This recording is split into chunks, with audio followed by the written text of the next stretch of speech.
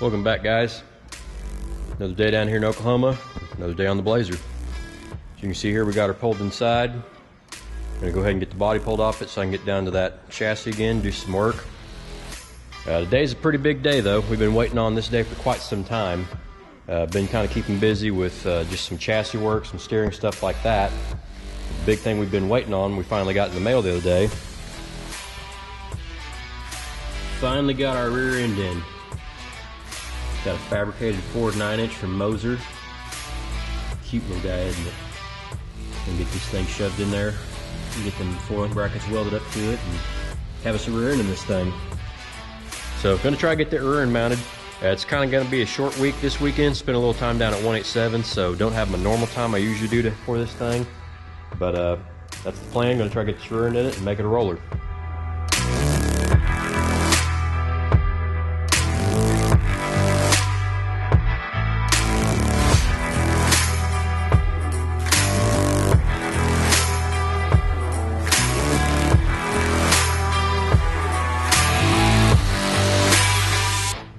Last time I was down here, I was growing a little sick of the flash rust between weekends down here. I went ahead and threw a little WD-40 on the cage before I left. Seems to have done the trick. Might just be doing that every time before I leave now. But,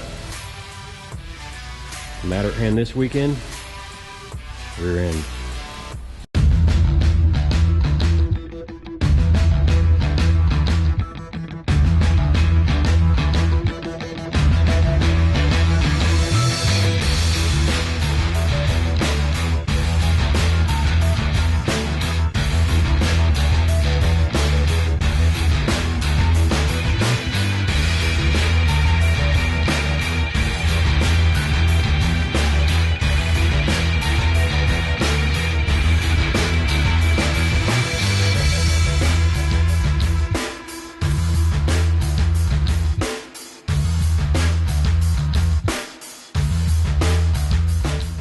You can see here I've got my rear end set up, made a little primitive fixture.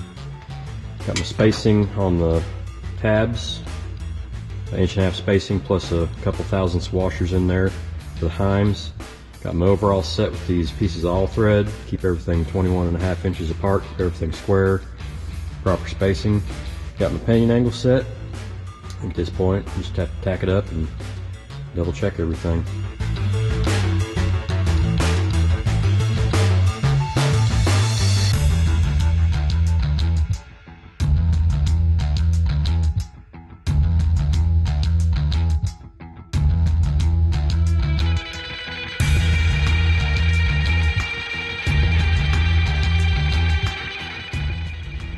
Alright, a little further on here, we got our 4-link brackets tacked on, got our bearing ends on, got our axle jig slid in there, make sure everything's still free, spins good, nothing bound up.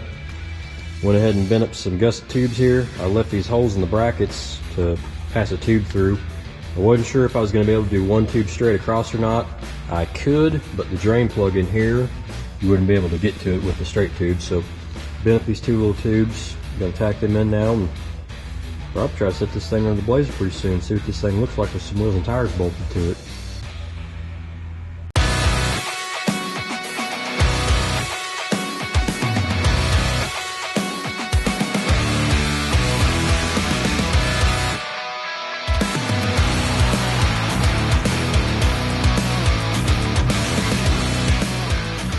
Well, got the rear end slid in place and mocked it and come across our first problem.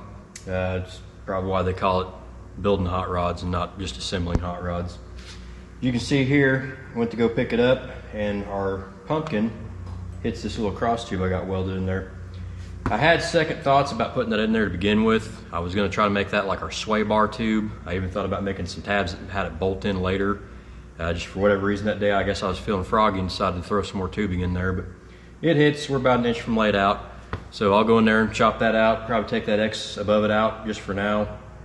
We still got to figure out where we're going to hide bags on this thing too, so I'll probably go with what I was first thinking and just try to get the necessary rear end and bag mounts in first and worry about the tubing later.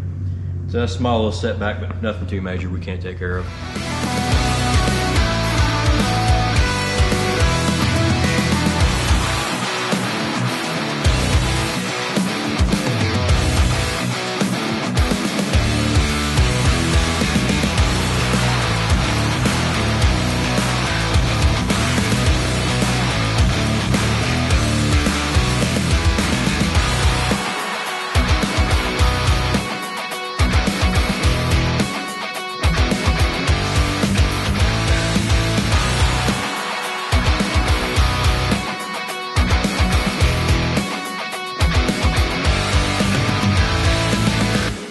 And just like that, no more problem.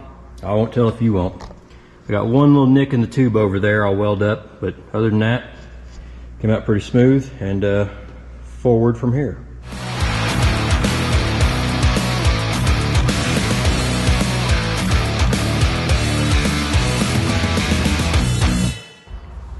So late night last night, ended up getting the rear end bolted in place, got my wheels and tires on, had to swing up to the auto parts store this morning, get some lug nuts for it, but got everything bolted up. She's a tight fit, but we kind of knew that going into it.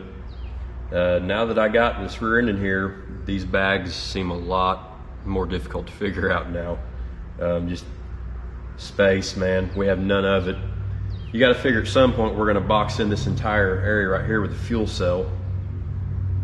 So really having any kind of a bag mount up here, or even like a cantilever mount's not really going to happen.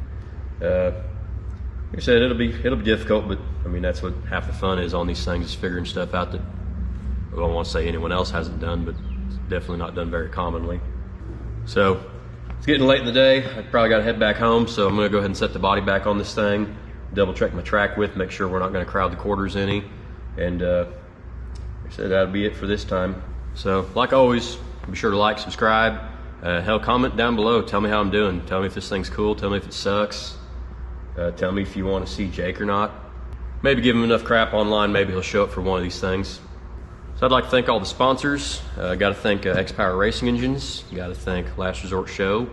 And got to thank Garage Gear Clothing. They make some rugged, good-looking shirts. But had one bite the dust the other day. Apparently you can get about halfway through building the Pro Mod before just can't hold on no more. So, but don't let that deter you from ordering one. It will last much longer for you. So go ahead and jump on garagegearclothing.com and get you a shirt. I'll probably get on there pretty soon and order me a couple too. So in closing, thanks to sponsors, thanks to you. Like, comment, subscribe, all that good stuff. We're kind of getting close to a few milestones on the channel I'd like to see hit sometime in this lifetime. And thanks for watching. We'll see you on the next one.